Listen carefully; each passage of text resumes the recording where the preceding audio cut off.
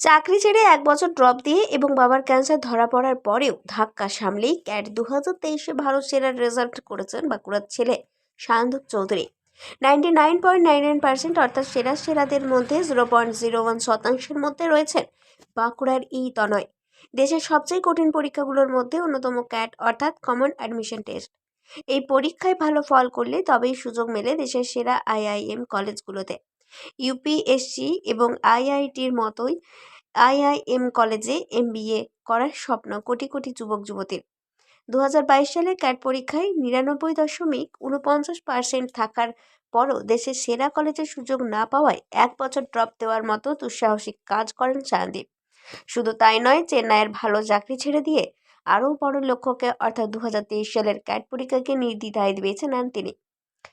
Bigger the risk bigger the reward বলেই ইংরেজিতে একটা কথা আছে, যার অর্থ হলো যত বড় ঝুঁকি ততই বড় পুরস্কার। বাঁকুড়ার সায়নদীপের সফলতা যেন এই কথার জ্বলন্ত উদাহরণ।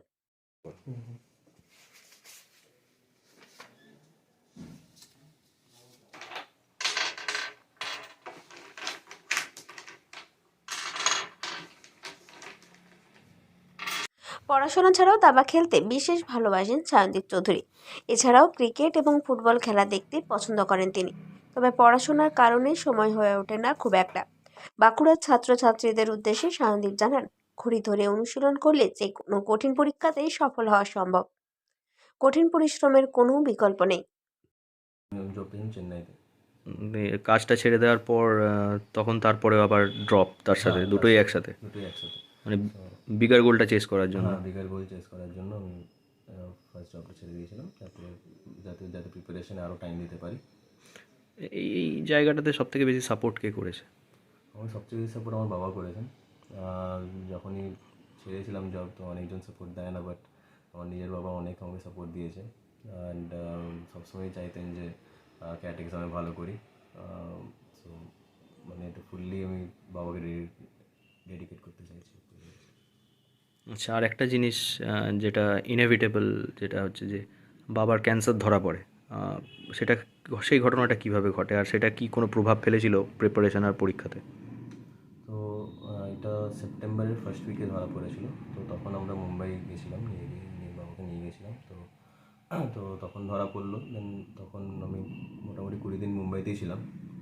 সো তারপরে আবার এসে আমি নিজের রিলেটিভের বাড়িতে থাকলাম। তারপর ওখান থেকে প্রিপারেশন আবার করলাম 2 মাসই বাকি ছিল। সো বাট হ্যাঁ, একটু মেন্টালি তো ডিস্টার্বিং হয় অবশ্যই। বাট বাট এটাও ঠিক যে এক্সামটাও ভালো করা খুব দরকার ছিল, কারণ এটাতে অনেক কিছু ডিপেন্ড করে আগের ফিউচারটা। সো শুধু আমার নয়, ফুল ফ্যামিলিরই। তো তার জন্য তো ওটাকে একটা সাইডে রেখে পড়তে হয়েছে। রোজ আমি এটা করতাম, মেডিটেশন করতাম যাতে মাইন্ড পিস থাকে, কাম থাকে। তো সেটা অনেকটা হেল্প করেছে। ডিফিকাল্ট সিচুয়েশন অবশ্যই ছিল, বাট ওভারকাম করতেই হয়, যেটা এখানেই মানুষ থাকে। হবিস কী কী আছে? আমার হবিজ মোস্টলি চেস আমি খেলতে খুবই ভালোবাসতাম। ইন্টার আইআইটি তো আমি খেলেছি এখানে। সো এটা আর মোস্টলি ক্রিকেট দেখতে, ফুটবল দেখতে খুব ভালো লাগে।